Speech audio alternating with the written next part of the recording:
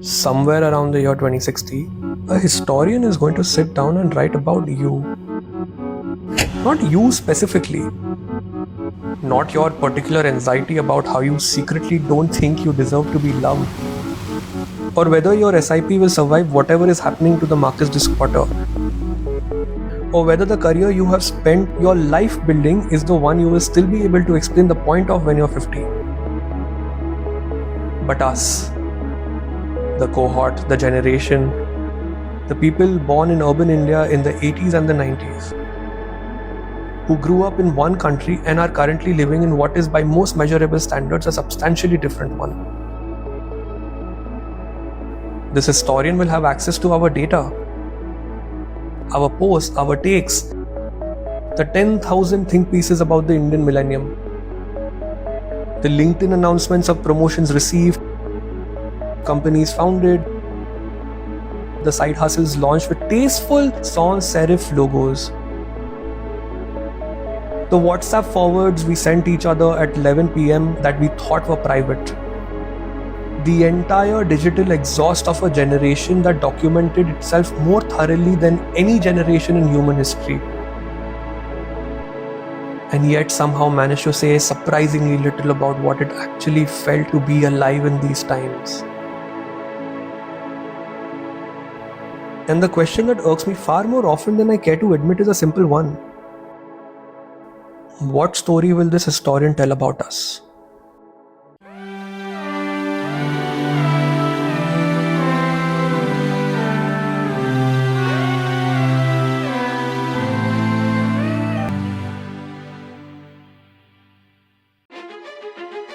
Because here is the absurd thing. We have already decided the story. We have all collectively learnt it. We have written it in advance. It is being trotted out right now at investment summits and TED Talk panels and the kind of LinkedIn posts that use phrases like, "This is Bharat's moment," without irony. You already know the script. We are the liberalization generation, born at the exact moment India opened up, raised in scarcity, delivered in abundance. We watched the STD booth become the smartphone. We watched Doordarshan become Netflix. We watched arranged marriages become situationships, and situationships become a therapy topic, and the therapy topic become a podcast. We are, by the telling of the story, the generation that bridged two aesthetic looks of India, the flyover between two more interesting exits. There was an India, the old one, which was poor and slow and had its own dignity. And the new one, which is fast and loud and is currently in the middle of deciding whether it wants to merely be seen as dignified or actually be so. But we have all collectively decided to believe blindly in the way that you are supposed to believe religious dogma. And you know the line, the 21st century is going to be India's. If this story turns out to be true, how lucky will we be to live through it? Perhaps even the luckiest Indians ever born. It is a great story, clean arc, obvious hero, satisfying trajectory, all the ingredients for a massive blockbuster hit. The problem is that this story that India is currently telling about itself is contrastingly different from what is actually happening. And if you have spent any time paying attention, you already know that the gap between these two things is where most of the actually interesting, uncomfortable, and largely unspoken material lives. But before we go there, I want to talk about guilt. Specifically, the particular species of guilt that I suspect every person reading this carries around like a stone in their shoe that they have become so accustomed to that they have forgotten it is even there. We inherited stories. Our parents walked 5 miles to school. Our grandparents survived on rations. Generations of ancestors who did not know if there would be enough.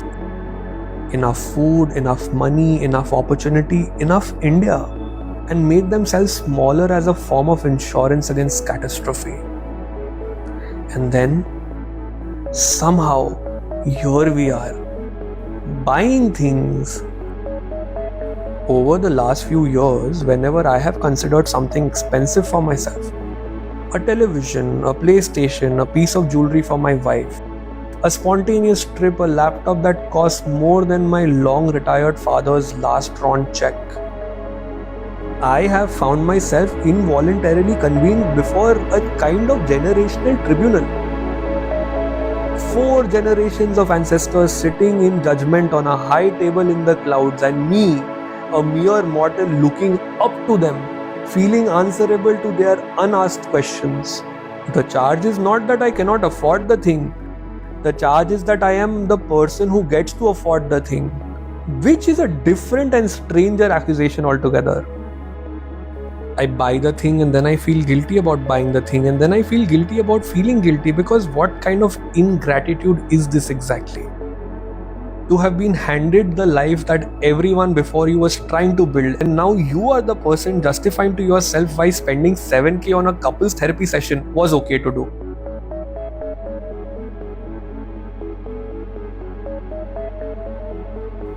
This, I think, is our generation's version of "you wasted your food. Do you know how many children are starving in Africa?" The guilt has evolved. It has become ambient. It no longer requires a specific trigger. It is just there, underneath things, an inheritance we did not ask for and cannot quite put down. This historian will likely see the narrative arc of our lives spread over 4 acts. Act 1. You were born into a country that was psychologically poor. Not devastatingly poor in the way that earlier generations were poor, but scarcity minded in a way that ran all the way down to the bone. Landlines, waiting lists, government offices where nothing worked and everyone expected nothing to work. And this was simply the background condition of Indian life. You grew up understanding at some cellular level that resources were finite and competition was real and you should be careful. Beneath this, quietly, things were moving. The 1991 reforms had already happened. The future was already under construction, you just couldn't see the construction site yet. Now, the precise version of what happened to us. Stated clearly, because I think the imprecise version of "we are so lucky, we saw India change, be grateful," which you have heard approximately 4,000 times, usually from a relative at a wedding, usually right before they ask you something you don't want to answer. A version that produces only a mild, dutiful feeling that disappears and does not actually change how Tuesday morning actually feels. The precise version is this: you are almost certainly living through the most compressed civilizational transformation that any Indian generation has experienced or will experience. Not the most dramatic. Your grandparents had partition, independence, genuine starvation, the specific terror of a country figuring out whether it would survive itself. Not the most heroic. Your great-grandparents had the freedom struggle, which was a thing with actual physical stakes and required actual physical courage and did not involve a content strategy. But the most compressed, the most everything at once: software, then broadband, then smartphones, then social media, then digital payments, then AI, all in one lifetime, all before you even turn 40. The India of your childhood already feels slightly fictional, like a country from a novel set in a period that histories will eventually name. Nobody woke you up and announced that today is the day the future arrives. You woke up and the IRCTC website was just slightly less broken than last time. That is how civilizational change works apparently. The extraordinary disguises itself as the ordinary and simply waits for you to stop noticing. Which most of us did stop noticing, that is. I can tell you that narratively speaking, other generations have cleaner stories. The greatest generation got a war. A genuine world historical existentially clarifying war, after which they came home and built things and knew exactly who they were and what they had done and what it had cost. The story wrote itself. The boomers got prosperity. Imperfect, unequally distributed prosperity, but prosperity nonetheless. The long post-war boom that made the future feel like a guaranteed upgrade over the present. Gen X got cynicism. which at least has the virtue of being a coherent aesthetic position. And we got this. A lot of things happened very quickly and it was mostly good but also disorienting, and also we are not entirely sure where it is going, and also there is this AI thing now which might change everything or might be fine. Genuinely unclear. Not the cleanest arc, but perhaps the most honest one. I will tell you something that I find both slightly embarrassing and entirely true. Most urban Indians of my generation feel, when they travel abroad, a specific and somewhat exhausting sense of civic responsibility. Not pride exactly, something more complicated than pride. A kind of ambassadorial pressure that nobody appointed you to, but that you feel anyway. I know exactly what I am doing when I sit next to the polite Scandinavian on a flight, and the conversation turns as it inevitably does to India. I pivot immediately to UPI. Did you know I hear myself saying that India processes more digital payments per day than most of Europe combined? That you can split a restaurant bill with a QR code in 30 seconds flat? That we have infrastructure that your country, your happy, orderly, high-trust, excellent public transport country does not have? The Scandinavian listens politely. He is interested. He is also, I suspect, privately calculating the cognitive distance between UPI and the other thing that he has read about India, and finding that the distance is larger than I am making it sound. And I know this while I am talking, but I continue anyway. This is what I think it means to love a complicated place in a world that prefers simple narratives about complicated places. You become involuntarily a selective narrator. Optimistic in some rooms, honest in others, strategic about which version you lead with. Speaking of selective narrations, however, this is shamelessly my favorite go-to example of the same. Whenever a foreign friend participates in the ritualized banter of sending me a reel of Indians eating with their hands in conditions that are admittedly less than Michelin starred, I find myself telling them the story of an Indian ruler hosting a British guest who was once puzzled by the practice. When asked how such a sophisticated civilization could eat without cutlery, the ruler's reply was perfect. "My dear friend, eating with a fork and knife," he said, "is like making love to the most beautiful woman in the world with all your clothes on." I love this story because it captures exactly how affection distorts our storytelling.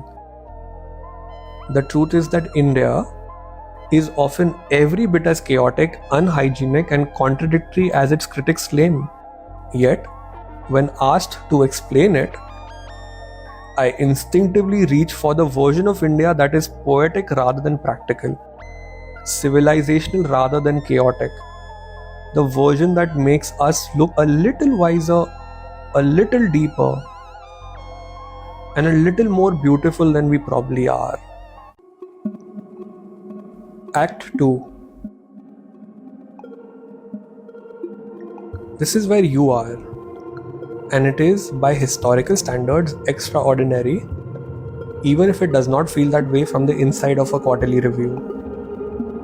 India is doing something genuinely rare, moving hundreds of millions of people from lower middle income towards genuine prosperity in a compressed period of time.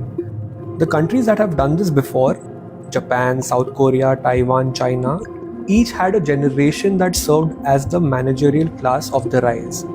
Not the founders, not the revolutionaries, the operators, the people who took the institutions that previous generations built and made them actually work at scale. This is probably you. You are not building something from scratch.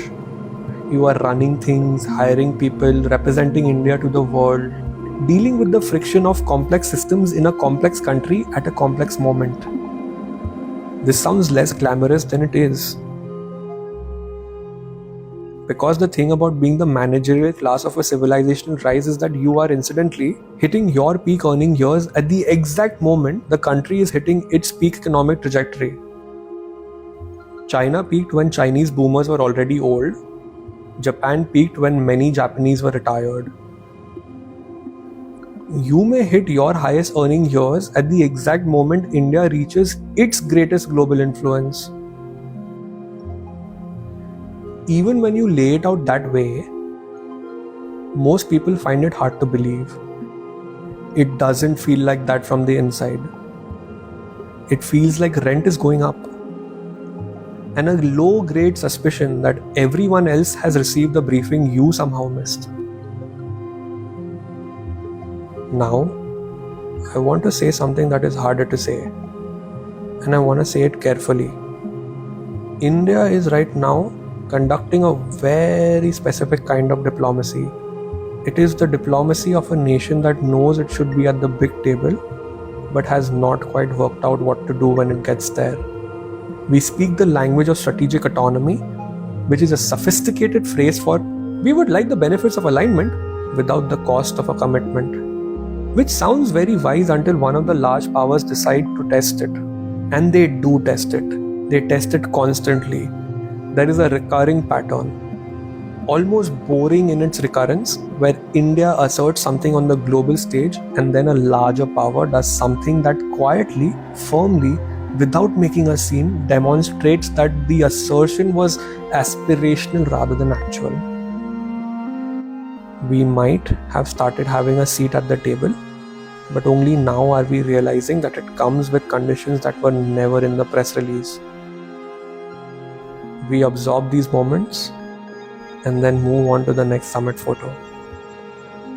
And I am not saying that this is unique to India. Every middle power navigates some version of this.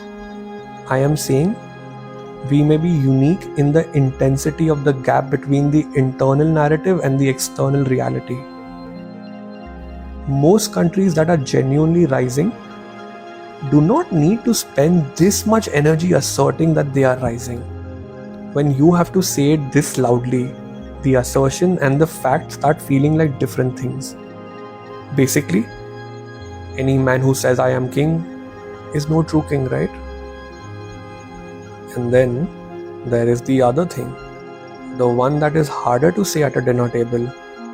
The world's opinion of Indians right now, not India the geopolitical entity, but Indians, the people, the culture, the way we present ourselves globally, is not great right now, is it? You know exactly what I mean. You have seen the comment sections. You have been in the WhatsApp groups where someone forwards something that makes you put your phone down for a moment and makes you stare at your ceiling fan. You have watched the faces of Indians who have lived abroad when this topic comes up. The complicated sequence of expressions that moves through recognition and frustration and something that is not quite shame, but it is in that same neighborhood. The critiques are not all the same, and they are not all fair, and they do not all come from the same place. Some are straightforwardly racist. Some are the residue of a colonial relationship that was never properly processed on either end.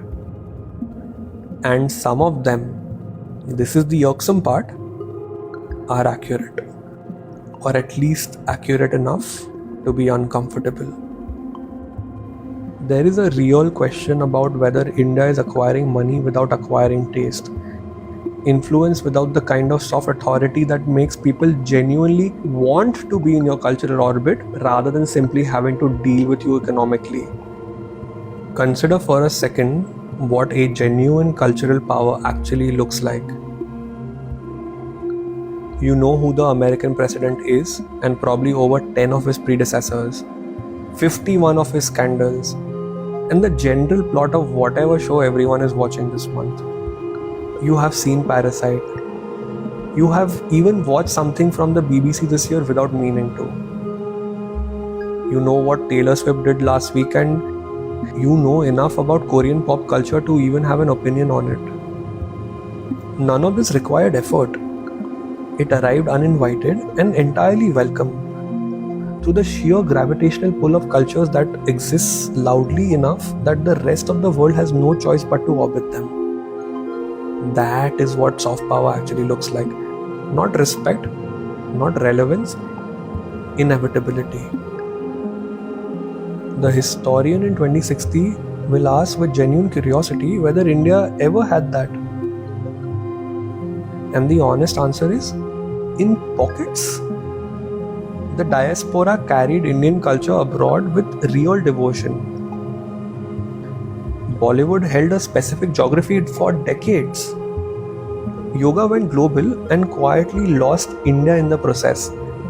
Cricket remained cricket, beloved, but a closed room unless you already knew where to knock. But the water cooler moment, the film someone watched in Sao Paulo that made them want to understand the civilization that produced it. The musician whose bad week became everybody's bad week. The show that people in Warsaw stayed up for. The historian will look for all of this. She will look for it carefully. And what she finds or doesn't find will in its own self be some kind of an answer. The problem with complicated places is that they force complicated loyalties. Most of the honest conversations about India happen privately between people who already know that both the praise and the criticism are true. Which is precisely why I keep thinking about this historian. Because if nobody writes down the contradictory version, the version that existed between the slogans and the grievances, she will only be left with the slogans and the grievances and conclude that they were the whole story. I hope that she will approach us with curiosity rather than contempt, and that she will find that we were at least trying to be honest about what we were living through, even when honesty was uncomfortable. There is a quote that I keep coming back to. Sam Harris said it, "With any luck, the least interesting thing about you will be your group identity." We appear to have taken this as a challenge. Every group now seems to understand itself primarily through the lens of its tragedy. The boomers ruined everything, Gen Z cannot afford a house, millennials were promised a world that does not exist anymore, men are lost, women are exploited, the middle class is squeezed. Most of these contain at least some truth. Some contain a great deal of it. What interests me is not the tragedy itself. It is what happens when we make it the central plot of our story. Because the historian in 2060 is not going to be especially interested in our feelings about our circumstances. She is going to be interested in what we did while we were in them. And this is where our generation becomes genuinely strange. Our grandparents worried about survival. Our parents worried about success. We worry about something that does not seem to have a proper word in any Indian language I know. The general shape of the feeling is, I have done everything correctly. I cannot explain why it does not feel the way I was told it would feel. If you want to be generous about this, and I think we occasionally should be, this is simply Mr. Maslow doing exactly what Mr. Maslow said he would do. The pyramid is working. We have, for perhaps the first time in Indian generational memory, climbed high enough to start asking questions about meaning instead of necessity. The fact that we have the luxury to ask them is, in its own absurd way, a marker of progress.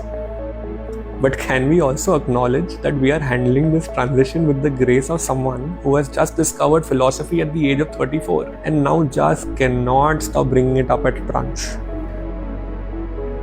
Consider the cultural figures we grew up idolizing: Kurt Cobain, Ian Curtis, Sid Vicious, Jim Morrison, Pete Doherty. Every single one of them, at their core, was a spectacular whiner. Brilliantly packaged, devastatingly cool, equipped with cheekbones and the feedback pedal, but fundamentally a person whose primary artistic output was, everything is terrible and I feel it more deeply than you do. We called it depth. We built shrines. We put them on our bedroom walls next to that Che Guevara poster that we also did not fully understand. And now here we are, doing the exact same thing, but on YouTube. The existential crisis is real, and I am not dismissing it. but maybe a little less mystique and a little more of actual living. Here is how I think Act 3 and 4 will play out for us. Act 3. Peak India, Peak You. Here is where cosmic serendipity might play a major role. You will be in your 40s and 50s. Peak earning years, peak authority, peak ability to say things in meetings that people actually write down. And at that precise moment, India is also projected to hit its strongest global influence. China peaked when its boomers were already in retirement. Japan peaked when half of its population was queuing for prescription medication. You get the main event. Historically speaking, this is absurdly lucky. Personally, it means your most powerful years will be spent in rooms with better catering, but otherwise identical problems. Act 4. The Hangover.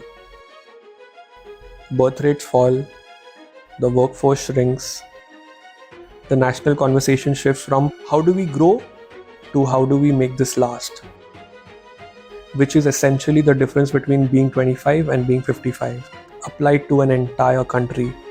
India will produce anxious literature about national purpose. Young people will resent the infrastructure that we built while depending on it entirely.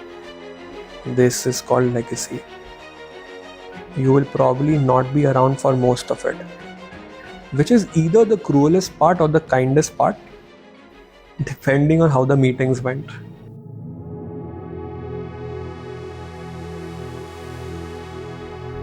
But here is what I think the historian will actually write about us. Not the macro arc, the feeling. The detail will seem, from the remove of several decades, both remarkable and faintly embarrassing. She will note that we were the first generation in human history to document ourselves continuously, in real time, from multiple angles with explicit intention of being seen. Previous generations left diaries, letters, and the occasional photograph. We left everything. Every meal photographed before eaten, every opinion published before it was fully formed, every feeling processed not in private but in public for audiences who were neither present for the experience nor responsible for the outcome. We narrated our anxiety, we posted our grief, we produced content about our confusion regarding whether our lives were meaningful, which is a sentence that would have required significant unpacking in any previous century, and in ours required only an electronic brick that helped you connect to other electronic bricks. She will note that this is where the historical accounts gets actually strange. That this generation, the most documented, most described cohort in the history of the species, reported being lonely at rates that previous generations with far less technology for connecting did not. That the apparatus built specifically to make humans feel seen produced, as its primary and largely unintended side effect, an epidemic of feeling unseen. That we were the loneliest people in human history at the precise moment when we were the most populous, the most connected, and the most comprehensively photographed. She will find all of this funny. Not cruel funny, the way you find someone funny when they are clearly exhausted but insist at increasing volume that they are having a great time. Because what she will understand, which we cannot quite see from inside it, is that we confuse documentation with experience. We confuse narration with living. We build the most sophisticated apparatus in history for telling the story of our lives and then spend the best hours of those lives operating the apparatus. The analogy that I keep reaching for is the person at the concert who films the entire thing on their phone. You know this person. They are at every concert, in every country, in every city. They are technically present. They are there, and yet you watch them watching the experience through a screen and you understand without being able to fully articulate it that they are not quite at the concert. The experience is being routed through documentation and something is lost in that routing. They will have the video forever, but they were never quite there to begin with. Future generations will look at us roughly the same way, not with contempt, but with the particular affectionate exasperation you reserve for people who cannot help themselves. The way we look at the loud relative at a family gathering who holds the floor all evening, who is so genuinely invested in the idea of being at the center of things that you do not have the heart to tell them that the room stopped listening 20 minutes ago. And you smile and you nod because there is something almost tender about the investment, and also something that makes you want to leave earlier than planned. That is us. That is the century we built. The loudest in human history, the most performed, and yet, quietly, one of the most alone. They will watch us the way we watch reality television, not because we are stupid.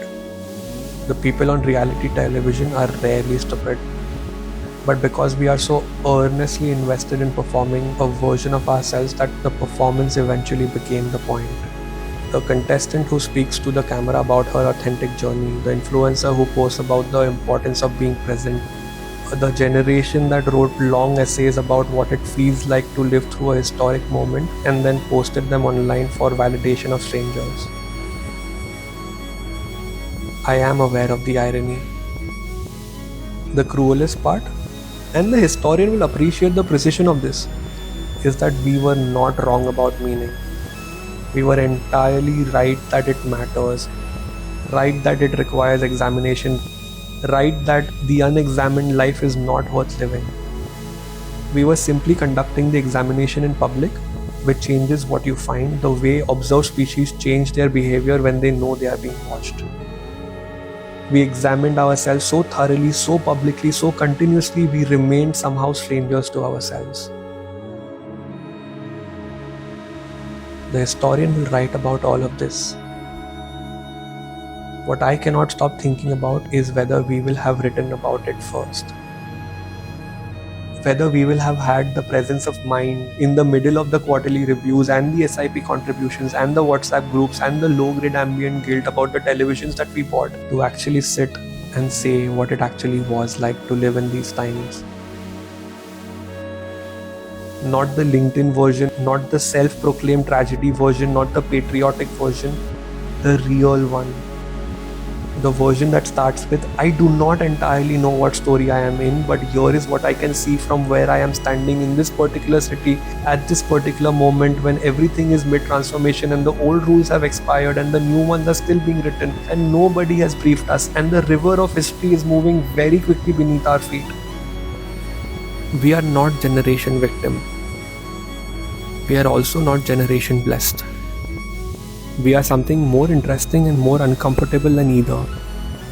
A generation that arrived at the exact moment when the gap between the story and the reality was at its most dramatic, and that is therefore uniquely positioned to either widen the gap or close it.